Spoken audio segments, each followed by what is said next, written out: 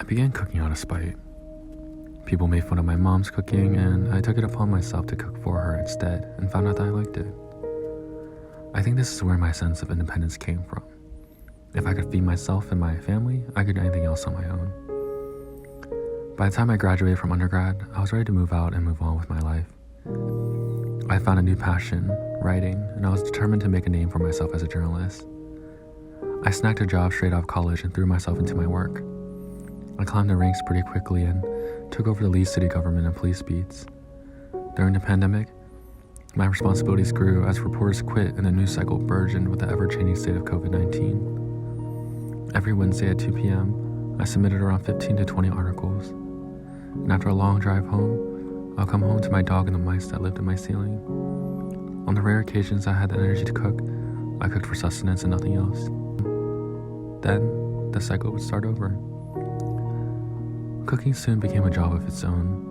In order to keep working, I had to eat. My career consumed me, and now I was stuck with the life I had once dreamed of. So I quit. I moved back home, a complete and utter failure. I couldn't tough it out like my parents did when they came to this country with nothing but God and broken languages. Of course they didn't think that, but I did. I found myself lying in bed, staring at the same ceiling I had looked at since I was 4. Empty white space, a blank canvas. As each day passed, I did more. I started working as a barista again. I reconnected with friends I hadn't seen in years and made new memories.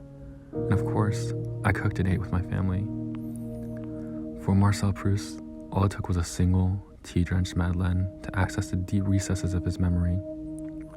For me, it took many bites and many different foods to recall what and for whom I had done everything for. I didn't want to cook and eat by myself, and more importantly, I didn't want to write stories for myself. Second-generation immigrants like the joke that our parents don't say I love you, but will express their love with a plate of sliced fruit or a hot meal. In other words, our parents see love as an action rather than a word. Storytelling is not only about words on a page, but the actions that inspire it and the actions that it inspires others to take. Storytelling is my love language. But life doesn't change just because you have an epiphany. I got into grad school and each day presents its challenges. There are so many nights I come home and just eat leftovers or go straight to sleep from exhaustion. Even more nights where I stay up, a voice whispering to me, "Is this what you really want?"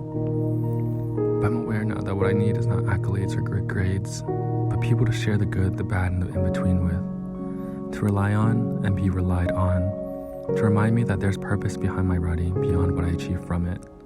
And what's a better way to do that than together, at a table, with a plate full of food?